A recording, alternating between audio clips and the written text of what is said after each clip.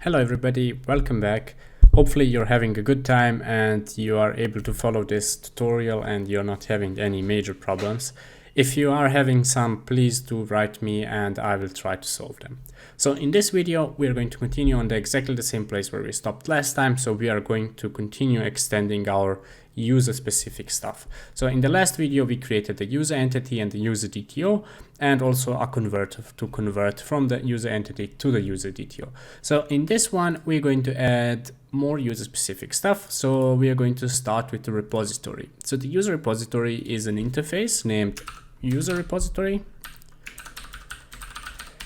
And this interface extends the distributed repository, which takes in as a user so that we know to whom it belongs. And we are going to annotate it as a repository so the Spring knows what it is. So that's it for the user repository.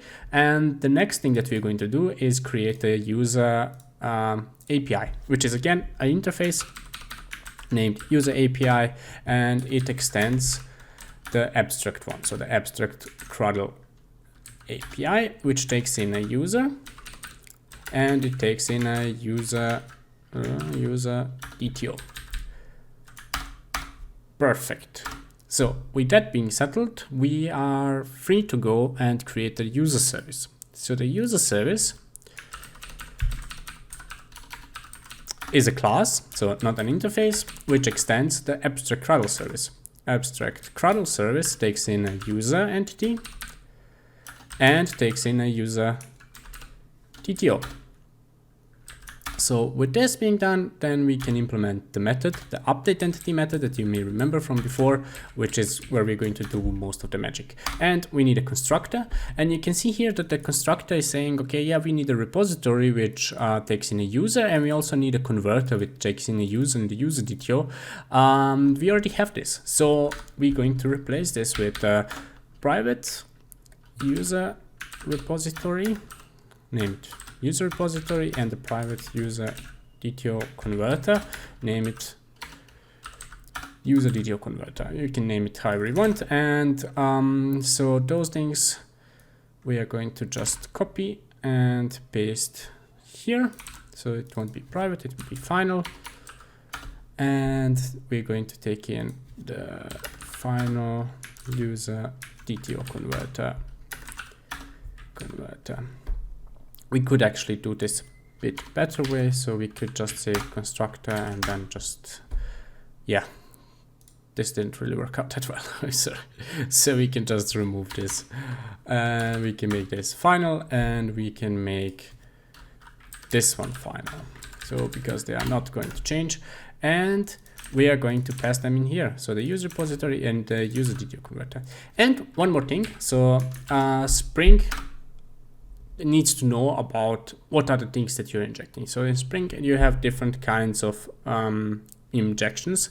So what we are going to use is something called Constructor Injection. So we create a constructor the same way as we did, but we annotate it with autowired, which tells the Spring what it needs to inject. So it will inject the user repository and the user DTO converter. And as you can remember, the user repository is annotated with @repository, so the Spring knows what it is. And the user converter is annotated with @component, so the Spring also knows what it is. And the user service, we also need to annotate it. We need to annotate it so that Spring knows that this is a service. And one last thing to do is to implement an interface called user API. There we go. We have everything ready. And now the user entity method. So let's go back to where we are using it and see what it does. So we have created an abstract one here, but we are using it here. So map DTO to entity.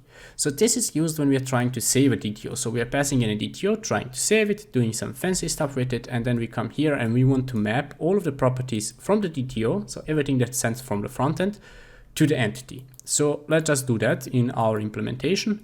So here we are going to map it, but we do not need to map some other stuff like the modified timestamp, the created timestamp, because we are already doing that in this part here. Okay, so what do we have? DTO has so entity set name, so we can set the name. So we can do DTO get name, and we can do entity set username DTO get username. So this should be it. Let's go back just to make sure that we didn't miss anything. So in the case that it's new, we create an entity, and in the case where it's not new, we fetch it by the ID, and our entity should already have an ID at this point, so everything should be fine. Perfect. So we are done with the user service. That was really fast, actually. Let's go to the controller. So one of the last things that we need to do is create a controller, but we'll create an abstract one. So the abstract CRUDL controller. And again, we are going to take in an entity, which extends the distributed entity that we created, and a DTO that extends the base DTO. And one of the methods that we have, so just for now, we have get by ID method. So well, let's create a normal method, public DTO. So we're going to return a DTO get by ID, and yep, we need to get this from somewhere. So from where do we get this? We get it from our API. So we're going to have private abstract CRUDL API, which again takes in an entity and a DTO and API, and returns API get by ID.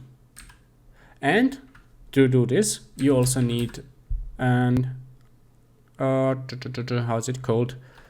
An integer with an ID. So integer ID, and we pass in that here. Perfect. So this should enable us to get our DTO by the ID, which is nice, except we need to make this an endpoint. So we can do something like get mapping, because this will be a get request. And we're going to do something slash and this curly brackets ID. So this is now a path variable. So we have to annotate this one like this. So the Spring knows that this ID will be taken from this placeholder here. So whatever our endpoint is slash ID, so slash some number, the Spring will take it and then we'll pass it to this, this place here. Okay, so we need one more method. We need to be able to save our DTO. So let's create public void. I guess in this case we will not be returning anything. Void save. We are saving a DTO. Again, we are calling our API save DTO. And what else? Post mapping. So in this case, our request will be of type post, and we do not need any special endpoint here, so we can actually remove these brackets completely. And in this case, this will be a request body. So this will be sent in the body of this request, not in the path, so in the endpoint. And yeah, I think this is it. We would actually have to try if everything this works, but yeah, for now we can just leave it as it is. And I just noticed that we created our controller in the wrong place, so let's just create a package for it named controller, and let's just take our controller and drag and drop it. Yes, refactor. We're not using it anywhere, so yeah. And let's create another one called UserController and REST controller. So again, a Spring annotation saying, yeah, this is a REST controller, and now you have to give it an endpoint, and let's name it users. So when we are fetching by the ID, the users, so the endpoint will be localhost 8080 or whatever your server is /users/ID. But we can also add here /API.